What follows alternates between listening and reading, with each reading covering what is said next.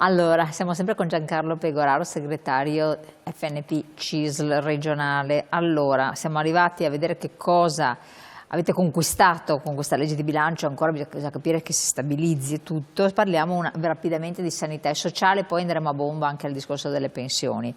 Ma per quanto riguarda la sanità c'è un incremento delle risorse che vengono destinate alla sanità stessa. Su questo andrà chiarito nel percorso dell'anno anche finanziario oltre che fisico, andrà chiarito l'uso e le destinazioni di questi soldi. Comunque è positivo che ci siano questi miliardi in più destinati, è chiaro che vanno destinati non a pioggia ma vanno destinati sulle priorità. Inutile affrontarlo oggi ma ne parliamo una volta sì e una volta ancora. La nostra sanità in Veneto è una sanità di eccellenza, però sappiamo per esempio che abbiamo dei problemi su quello che è il socio-sanitario, cioè il sociale fuori dall'ospedale. Non parliamo addirittura della sanità delle altre regioni purtroppo perché sappiamo come è messa. Però c'è il problema della presenza di medici, da incentivare infermieri, ma c'è il problema della carenza del personale, c'è il problema della, ripeto, destinazione sulle priorità, ma da questo punto di vista torniamo a bomba sul discorso di prima quando si diceva: se vogliamo essere, per esempio, una regione inclusiva anche sulla sanità, dobbiamo importare magari infermieri, medici, giovani dal sud, ma è evidente che se arrivano qua devono trovare una casa, un affitto dignitoso. Non a caso il nuovo presidente della regione, lo proveremo sul campo, sta parlando in questi giorni di queste priorità: casa, sanità e inclusione. Quindi vedremo cosa viene fuori. Insomma. Poi avete detto nuove risorse per il bonus psicologo e risorse per il riconoscimento dei caregiver familiari. Quest'ultimo aspetto sta particolarmente a cuore a tantissimi ed è stata una vostra battaglia. È una priorità, ormai diventerà sempre più una priorità. Sono più le persone che sono a casa accudite in silenzio e misconosciute dai familiari che non le persone che riescono ad essere in una casa di riposo, una casa di cura o in altri posti e centri attrezzati. Da questo punto di vista noi da anni stiamo chiedendo una legge che c'è, ma ci deve essere adesso tutto un finanziamento e tutta una stabilizzazione di questi percorsi. Sono drammatiche le situazioni in cui specie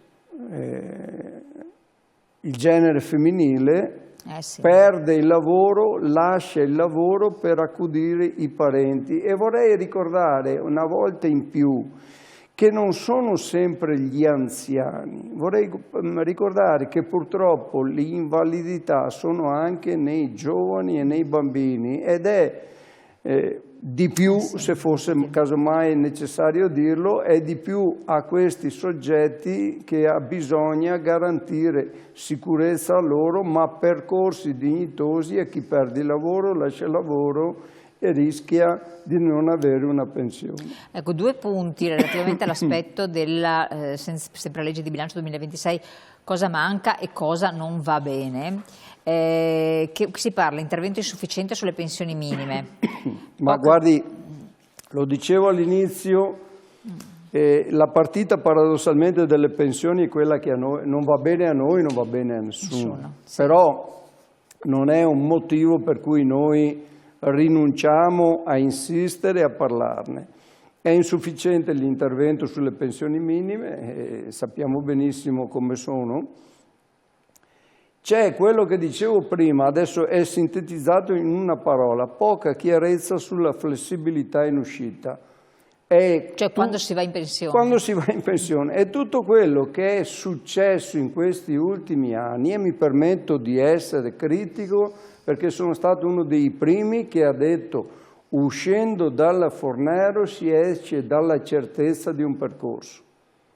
Se poi si può uscire da un percorso più duro, tanto meglio, ma con l'incertezza è peggio, l'abbiamo visto. Quota 100, 101, 102, 103, opzione di qua, opzione di là, sono tutte cose che lasciano la gente interdetta, la gente che non si informa, e quando non si informa succede che esce magari pensando di avere una pensione per tutta la vita, invece esce per tutta la vita con meno 30%, ne abbiamo parlato moltissime volte. Sì. Quindi la poca chiarezza è questa, ci vuole una riforma strutturale. Si diceva prima opzione donna praticamente sparita, cosa vuol dire? Vuol dire che ci saranno piccolissime possibilità di usarla, non viene rafforzata, non viene nemmeno citata, mi sento di dire, la previdenza complementare. È dal 2011 che diciamo, per i giovani se non parte la previdenza complementare avranno una pensione bassa.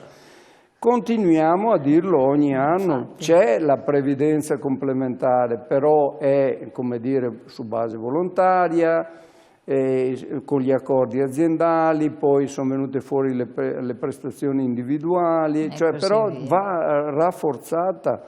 Non è stata defiscalizzata la 13ª, ce l'avevano promesso, non è stata fatta. E poi attenti che sulla Fornero c'è quel famoso discorso dell'aspettativa di vita dove anche qua tutta la politica ha detto li fermiamo, li fermiamo, li fermiamo, i 3 mesi intanto sono scattati, i 3 mesi che saranno nel 2026-2027, 3 mesi in più di lavoro che fanno parte della vecchia legge Fornero. Allora, a meno che non succeda in questi giorni, la legge finanziaria finora prevede che ci sia un mese di aumento l'anno prossimo, il 2026, e un altro mese, se non 2, nel 2027. Quindi si arriva a che età? Si arriva praticamente a 43 anni e un mese per i maschi e a 42 anni e un mese per le però l'età resta, anche l'età. Allora con la pensione di anzianità si va a prescindere dall'età, anzianità. Con la vecchiaia si va a 67 anni ancora ed è ferma su quello. Quindi quella è ferma. Quella è ferma. Sì, che non confondiamo le due cose perché altrimenti si crea. E poi c'è la defiscalizzazione della 13ª. Ci manca, noi abbiamo chiesto che la 13ª per i pensionati sia defiscalizzata perché è chiaro che avendo il mese doppio paghi il doppio di tasse praticamente e soprattutto su quelle che sono magari pensioni un po' più basse, se ci fosse stata la defiscalizzazione qualcuno si vede qualche decina di euro in più. Poca cosa, ma insomma. Invece voi vi opponete alla rottamazione delle cartelle esattoriali e sottolineate che non ci sono risorse per la legge sulla partecipazione, di cui molti ci hanno chiesto, perché ne avevate parlato voi come CISL, della legge sulla partecipazione, però poi non se ne è parlato a livello generale molto. Primo punto, cartelle esattoriali, quindi vi opponete a questo? Ma ci opponiamo dal punto di vista del principio, non tanto perché bisogna condannare qualcuno. È chiaro che, si è parlato tante volte, è evidente che se c'è chi non riesce a pagare il fisco perché ha avuto problemi particolari, è giusto che abbia una dilatazione di queste cose, ma il principio che è scattato in Italia, ripeto, non solo adesso, è quello che ogni tanto si fa una rottamazione di chi di tanti anni fa, si prende qualcosa e si lascia lì.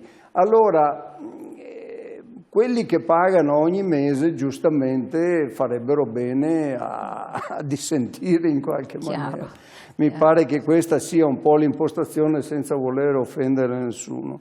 Per quanto riguarda la legge sulla partecipazione, noi siamo stati quelli che l'hanno proposta, i fautori, per quello che dicevo all'inizio, cioè se riusciamo a uscire da un legame ideologico di contrapposizione in questi anni che sono difficili, riusciamo, come dire, a partecipare a una trattativa corale che coinvolge tutti, comprese le aziende, compreso il pubblico.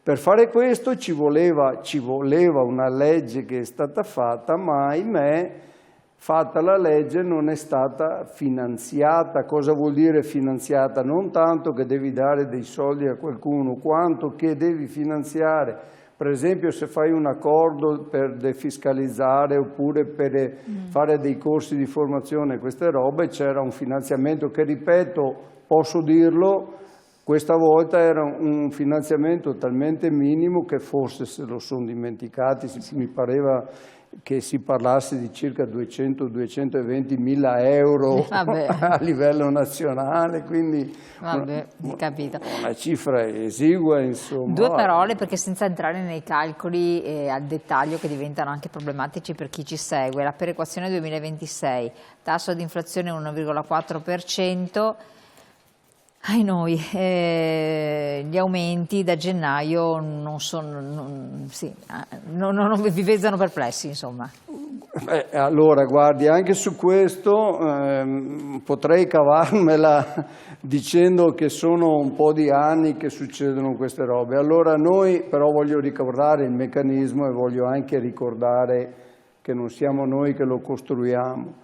Praticamente la rivalutazione delle pensioni la si fa sulla base di una inflazione che programma il governo, qualsiasi governo.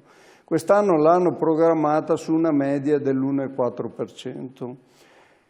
Sono il primo che dice che può darsi che l'inflazione sia calata su alcuni prodotti che compra una persona su 1 milione, mentre il carrello della spesa è cresciuto anche del 20%. Però tant'è che questi fanno questi conti.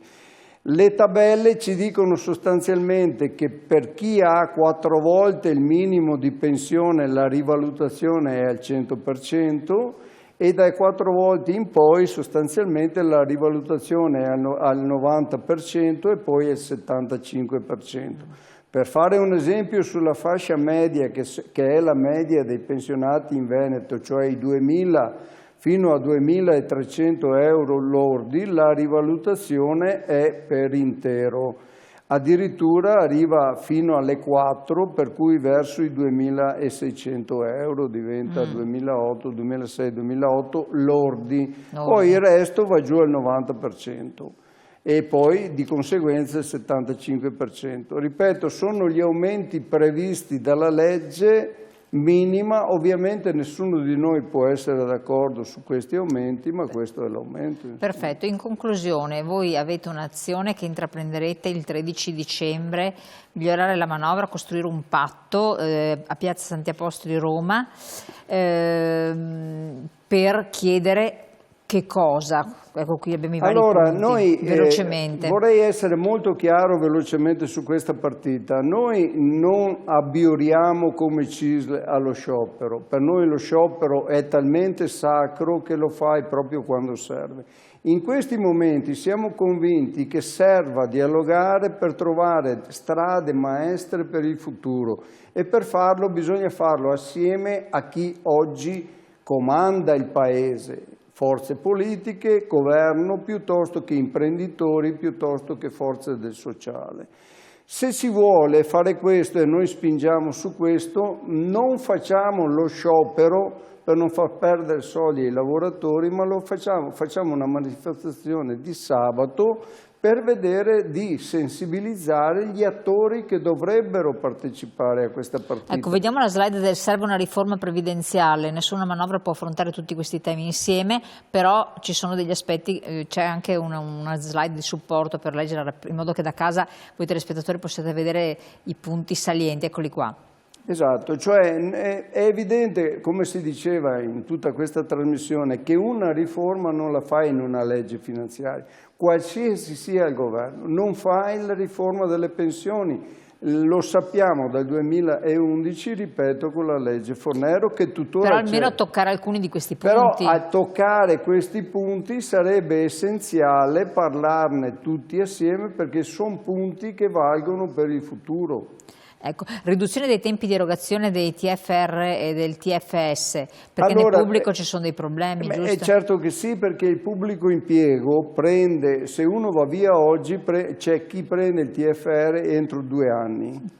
Quindi anche qua mi pare giusto che se uno va in pensione si è guadagnato la sua buona uscita, la prenda almeno su, o 2 mesi dopo, non dopo 2 o 3 anni, anche perché poi prevedono calcoli infiniti che portano a cause, avvertenze e tutte queste cose. E allora noi siamo arrivati al termine.